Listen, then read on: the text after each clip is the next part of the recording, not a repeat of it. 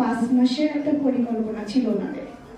এই পরিকল্পিতভাবে চাকরিচ্যুত করেছে, কারণ এখনো পর্যন্ত কোনো যৌক্তিক ব্যাখ্যা, কারণ বাংলাদেশ ব্যাংকের যে রুলস, যে ব্যাংকিং যে ল, সে অনুযায়ী আমাদের কোনো ব্যাখ্যা এখনো দিতে পারে নাই। একটা ব্যাংক কর্মকর্তাকে চাকরিচ্যুত করার জন্য যে নিয়ম, সেই নিয়মের বাহিরে গিয়ে তারা এটা করেছে সম্পূর্ণ। এই জন্য সুস্পষ্ট ব্যাখ্যা এখনো দিতে পারিনি।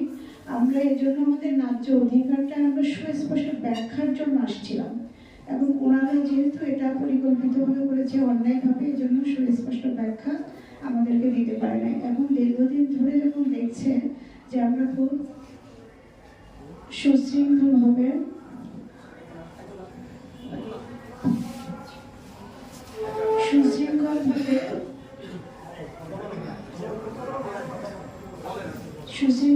আমরা যখন আন্দোলন করছি, ওনারা কোনোভাবে আমাদেরকে ওখান থেকে বিতাড়িত করতে পারছিলেন না।